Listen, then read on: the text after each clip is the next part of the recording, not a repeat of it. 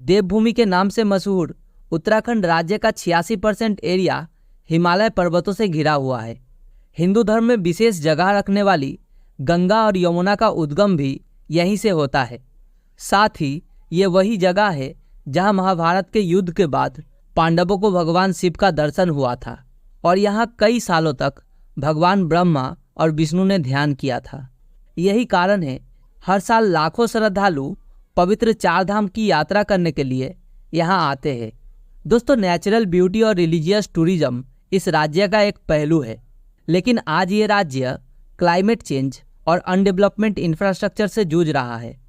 आज़ादी के 76 साल बाद भी उत्तराखंड के पहाड़ों में रहने वाले लोग आज भी इलेक्ट्रिसिटी, रोड और रेल कनेक्टिविटी जैसे मूल सुविधाओं से वंचित है।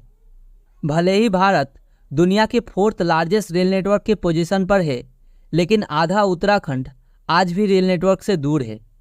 आए दिन होने वाले लैंडस्लाइड से स्टेट की रोड इंफ्रास्ट्रक्चर असुरक्षित हो जाती है। ऊपर से साल दर साल बढ़ती टूरिस्ट की संख्या यहाँ के ट्रांसपोर्ट पर और प्रेशर डाल रहा है। इसी वजह से साल 2017 में भारत सरकार ने उत्तराखंड के छोटा चार धाम को आसान बनाने के लिए चार धाम रेल प्रोजेक्ट की शुरुआत की है। दोस्तों, आइए समझते हैं इस प्रोजेक्ट के बारे में और डिटेल में। दरअसल चार धाम रेल प्रोजेक्ट का रूट उत्तराखंड के 4 पवित्र धाम यमुनोत्री, गंगोत्री, केदारनाथ और बद्रीनाथ को कवर करेगा। इस प्रोजेक्ट का टोटल लेंथ 327 किलोमीटर है और इसमें कई टनल्स और ब्रिज बनाया जा रहा है। चलिए इन रूट्स को थोड़ा डिटेल में जानते हैं।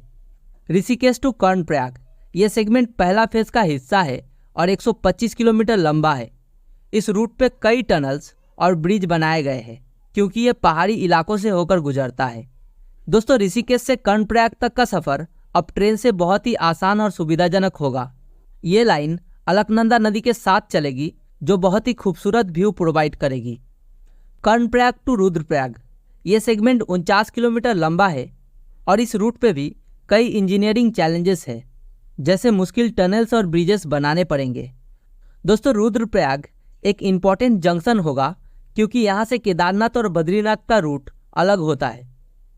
रुद्रप्रयाग टू केदारनाथ ये सेगमेंट केदारनाथ धाम तक पहुँचने के लिए है और लगभग 76 किलोमीटर लंबा है। इसमें भी कई टनल्स और ब्रिजेस का काम है क्योंकि केदारनाथ एक माउंटेन रीजन में है। यात्रा करने वाले भक्तों के लिए ये सेगमेंट बहुत ही महत्वपूर्ण है। इसके बाद आता है कर्णप्रयाग टू बद्रीनाथ। ये रूट बद्रीनाथ धाम तक जाता है और इस सेगमेंट की लेंथ 77 किलोमीटर का है। दोस्तों, इस सेगमेंट में भी टनल्स और ब्रिज का काम होगा जो पहाड़ी इलाकों को ध्यान में रखते हुए बनाए जाएंगे। दोस्तों, बद्रीनाथ धाम की यात्रा अब ट्रेन से और भी सुविधाजनक होगी। इसके बाद हम बात करेंगे डोईवाला टू गंगोत्री और यमुनोत्री रूट के बारे में। ये सेगमेंट गंगोत्री और यमुनोत्री धाम तक जाता है और लगभग 100 किलोमीटर लंबा है। इस रूट पे भी कई इंजीनियरिंग चैलेंजेस हैं, लेकिन इंडियन रेलवेज इन सब चैलेंजेस को पार करते हुए काम कर रहा है। ये सेगमेंट भक्तों के लिए काफ़ी हेल्पफुल होगा क्योंकि रोड जर्नी के मुकाबले ट्रेन जर्नी ज़्यादा कंफर्टेबल होगी।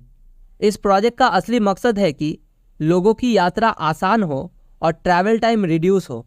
ये प्रोजेक्ट लोकल इकोनॉमी को भी बूस्ट करेगा और रिलीजियस टूरिज्म को प्रमोट करेगा। अब बात करते हैं इस प्रोजेक्ट के करंट स्टेटस के बारे में। हाल ही में रेलवे ने अपडेट दिया है कि इस प्रोजेक्ट का काम तेज़ी से चल रहा है। कई टनल्स और ब्रिजेस का काम कंप्लीट हो चुका है। रेलवे ऑफिशियल्स के हिसाब से 2024 तक काफ़ी हिस्सा ऑपरेशनल हो सकता है। दोस्तों, ये प्रोजेक्ट अपनी नेचुरल चैलेंजेस के कारण डिले हुआ था, पर अब काफ़ी प्रोग्रेस हो चुकी है। दोस्तों, इस प्रोजेक्ट के कंप्लीट होने के बाद चारधाम यात्रा बहुत ही आसान होगी। यात्रा का समय घटेगा और रोड ट्रैफिक का प्रेशर भी कम होगा। और यही नहीं, लोकल इकोनॉमी को भी बूस्ट मिलेगा क्योंकि रेल कनेक्टिविटी से टूरिज्म बढ़ेगा। ये प्रोजेक्ट इन्वायरमेंटल गाइडलाइंस को ध्यान में रखते हुए बनाया जा रहा है ताकि प्रकृति को नुकसान ना हो। इस प्रोजेक्ट को कंप्लीट करने में कई चैलेंजेस आए हैं। सबसे बड़ा चैलेंज है पहाड़ी इलाकों में टनल्स और ब्रिज बनाना। इसके अलावा इन्वायरमेंट के सेफ्टी और लोकल लोगों के साथ मिलकर काम करना भी मुश्किल रहा है, लेकिन इंडियन रेलवेज इन सब प्रॉब्लम्स को सॉल्व करते हुए आगे बढ़ रहा है। तो दोस्तों, ये थी चारधाम रेल प्रोजेक्ट की लेटेस्ट अपडेट। अगर आपको ये वीडियो अच्छा लगा तो लाइक करें, शेयर करें और हमारे चैनल को सब्सक्राइब करना ना भूलें।